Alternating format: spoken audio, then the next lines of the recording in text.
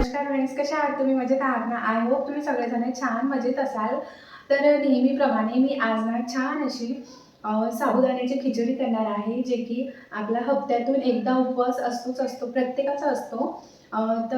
त्याच्यासाठी मी ना एकदम खिली अशी साबुदाण्याची खिचडी करणार आहे आणि खूप जास्त टेस्टी असणार आहे. तुम्ही ना व्हिडिओमध्ये बघा आणि तुम्हाला मी काही टिप्स पण सांगणार आहे, जे की कोणाकोणाची ना खूप जास्त अशी चिकट खिचडी होते ना, तर तशी खिचडी न होता आपली एकदम अशी मोकळी खिचडी करून दाखवणार आहे.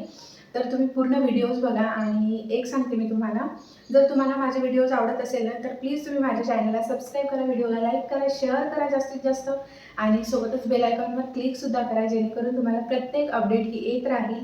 आणि चला तर मग आता आपण करूया साबुदाण्याची खिचडी. एक मोठी वाटी साबुदाणा घेतला, आलू बॉईल करून, शेंगदाण्याचा कूट, बटर, हिरवी मिरची आणि अद्रक याचा पेस्ट, करी लीव्ज, जिरे आणि मीठ. आणि इथे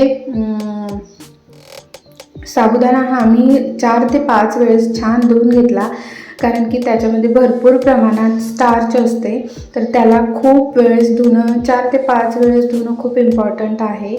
आणि तुम्हाला एक महत्त्वाची टिप्स सांगते मी. त्याच्यामध्ये ना साबुदाणा धुताना साबुदाण्याला च्या वरती अर्धा इंचपेक्षाही पाणी कमी ठेवायचे आणि 6 ते 7 तास त्याला भिजवून ठेवायचं छान.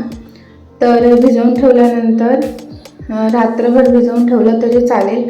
तर इथे बघा, मी एक कढई ठेवली, कढईमध्ये तेल टाकलं, तेलामध्ये जिरं टाकले आणि मिरची आणि अद्रक याचा पेस्ट, नंतर करी लीव्ज, आलू ना बॉईल केलेले आहे इथे नॉर्मल.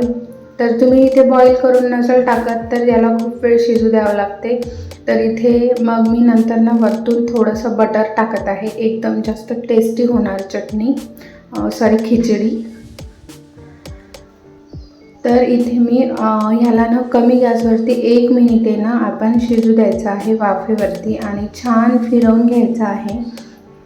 इथे बघा, मी खूप मस्त फिरवली आहे आणि सुगंध खूप भारी येत आहे.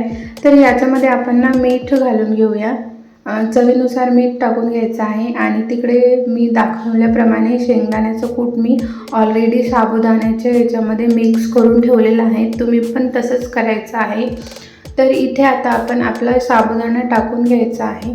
तर तुम्हाला दिसत असेल इथे साबुदाणा बघा किती एकदम मोत्यासारखाच आहे. तर अशा प्रकारे तुमचा साबुदाणा भिजवतानाच व्यवस्थित भिजवला तरच आपली खिचडी एकदम मोकळी होते. आणि इथे बघा, मी साबुदाण्यामध्ये शेंगदाण्याचं कूट टाकून घेतलेलं आहे. माझ्याकडे ऑलरेडी शेंगदाण्याचं कूट करून होतं, तर मी इथे टाकून घेतलेलं आहे. आणि तुमच्याकडे नसेल तर छान शेंगदाण्याला खरपूस होईपर्यंत भाजून घ्यायचं आणि मिक्सरमधून काढून घ्यायचं आणि नंतर टाकायचं. तर इथे बघा, मी ना छान मिक्स करते याला. किती छान दिसत आहे, खूप भारी दिसते. तर अशा प्रकारे ही साबुदाण्याची खिचडी एकदम सिंपल आणि टेस्टी, खूप जास्त टेस्टी झाली ही खिचडी. तुम्ही ना एकदा नक्की ट्राय करून बघा, तुम्हाला खूप आवडेल. आणि याच्यावरतून आपण छान सांबार टाकून घेऊया आणि नंतर ना याच्यावरती झाकण ठेवू, 5 ते 6 मिनिटे कमी गॅसवरती शिजू देऊ, म्हणजे वाफेवरती, म्हणजे ती खिचडी छान गरम होणार. नंतर बघूया. तर आपली खिचडी छान वाफळलेली आहे आणि सुगंध एवढा भारी येतोय ना, खूप जास्त भारी येतोय.